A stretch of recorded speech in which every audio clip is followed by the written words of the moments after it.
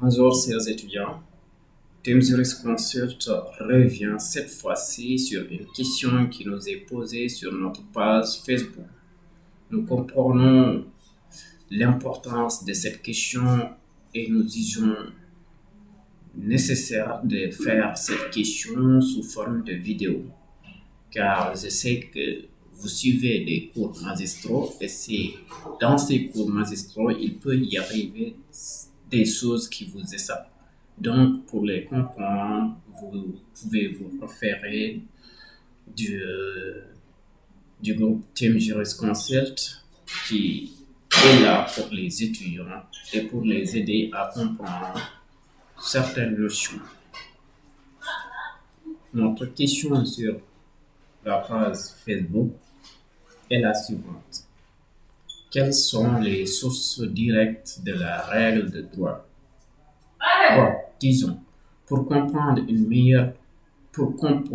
cette question, il faut savoir qu'est-ce qu'une source de droit, puis savoir la différence entre source directe et source indirecte, pour ensuite prétendre comprendre les sources directes. Je m'en vais dans cette logique. Ripert définit les sources comme étant des forces créatrices du droit. Je vous donne un lapsus pour comprendre cette affirmation de Ripert. Voilà. Si vous écrivez, par exemple, des écrits que vous écrivez sur vos cahiers, qu'est-ce qui est à l'origine de ça? La force créatrice des écrits n'est rien d'autre que l'encre. C'est juste une astuce. Donc, les sources du droit peuvent être définies comme étant des textes et les pratiques à l'origine de la création d'une règle de droit. Les textes et les pratiques à l'origine de la création d'une règle de droit. C'est ça, les sources du droit. Venons-en sur les sources directes. Les sources directes du droit sont celles qui émanent d'une institution nationale ou internationale et qui sont directement obligatoires pour les sujets de droit. On dit que pour un texte ou bien une pratique puisse être un tout petit peu source du droit, source directe du droit, il faut qu'il émane d'une institution nationale ou bien d'une institution internationale. Je vous donne un exemple. Tous les textes et les pratiques qui émanent du Parlement sont des sources directes, car le Parlement est une institution nationale ou bien une autre institution nationale. On a le président de la République qui est une institution nationale également. Donc tous les textes et les pratiques qui émanent du président de la République peuvent être qualifiés comme étant une source directe du droit. Vous voyez, on dit également ces sources directes peuvent émaner des institutions internationales.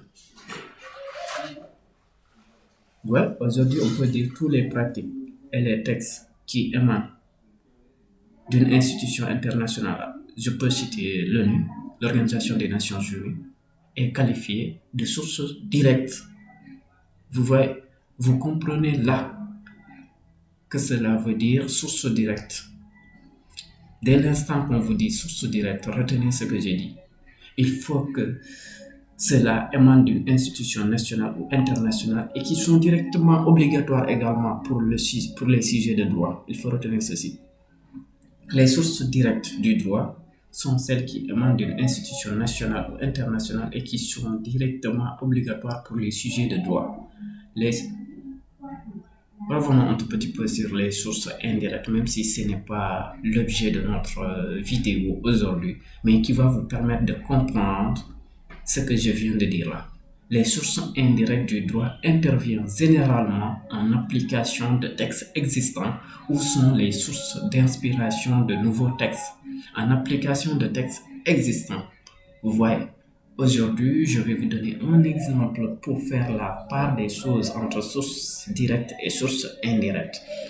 D'après ce que j'ai dit, je pense que vous avez compris les sources directes. Que cela veut dire une source directe? Une source indirecte, ici, on dit du droit intervient généralement en application de textes existants.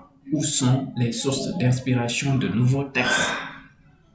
Si aujourd'hui je me présente à citer un tout petit peu la jurisprudence, l'ensemble des textes, on prend par exemple la jurisprudence, c'est l'ensemble des textes, c'est l'ensemble des décisions rendues sur une question de droit. Si on prend sa première définition, on va donner une question de droit. On parle, je vais me focaliser sur l'actualité, le viol par exemple. Si un juge rend une décision et cette décision porte sur une question de droit, à savoir le viol, cette décision, si elle a l'autorité de la chose jugée, elles peuvent en quelque sorte être reprises si toutefois les mêmes faits se répètent. Là, on voit nettement, on applique des textes existants ou bien les sources d'inspiration de nouveaux textes. Les sources d'inspiration de nouveaux textes. Aujourd'hui, je peux vous donner l'exemple de la doctrine des sources d'inspiration de nouveaux textes. Vous voyez, et là, ce n'était pas l'objet de notre vidéo, mais c'est juste en parenthèse pour faire la part des choses entre sources directes et sources indirectes. Si vous écoutez très bien ce que j'ai dit, vous pourrez faire la part des choses de ça. Alors, citons un tout petit peu les sources directes. Les sources directes, nous avons les normes à valeur constitutionnelle, c'est-à-dire la Constitution, nous avons la loi, nous avons les textes réglementaires, nous avons le droit international écrit, nous avons le droit international écrit. Vous voyez. Alors, est-ce que je vais citer les sources indirectes pour vous permettre un tout petit peu de faire la part des choses, mais je vais développer uniquement les sources, je vais dire les sources directes. Dans les sources indirectes, nous avons la jurisprudence, nous avons les usages et les coutumes, nous avons la doctrine, nous avons également les circulaires. Vous voyez. Alors, revenons un tout petit peu sur l'objet de notre vidéo, à savoir les sources directes. Ils sont au nombre de 4. Nous avons les normes à valeur constitutionnelle. Les normes à valeur constitutionnelle. De quoi s'agit-il? C'est la Constitution.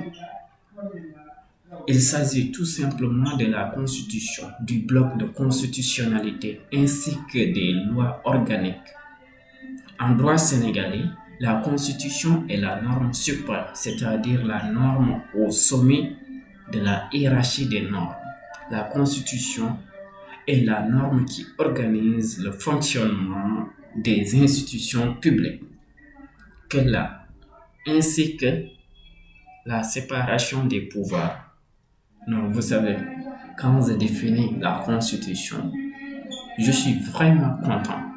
Mais quand je me démarque un tout petit peu autant pour moi du droit pour penser nos pratiques de tous les jours, j'ai un cœur meurtri. Parce qu'aujourd'hui, si on voit que la Constitution est la norme suprême, et cette norme suprême, comment elle est tenue dans notre pays, cela laisse à désirer. Je ne vais pas un tout petit peu rentrer dans les détails, mais je vous donne juste un lapsus. La Constitution est la norme qui organise le fonctionnement des institutions publiques. Vous voyez, elle organise le fonctionnement des institutions publiques, ainsi que la répartition des pouvoirs, Pensez un tout petit peu sur nos pouvoirs, à savoir le pouvoir exécutif, le pouvoir législatif et le pouvoir judiciaire. Vous voyez, je vous laisse deviner le reste, car ce n'est pas l'objet de notre vidéo. Continuons sur la loi. On voit nettement ici que la Constitution est une source directe du droit. Ouais. Venons-en sur la loi. La loi, qu'est-ce que la loi? Dans l'esprit collectif, la loi est considérée comme étant l'expression de la volonté générale. L'expression de la volonté générale, mais du point de vue purement formel, la loi est une règle de droit adoptée par le Parlement. Est une règle de droit adoptée par le Parlement. Et oui, je ne vais pas un tout petit peu entrer dans les détails parce qu'on a les lois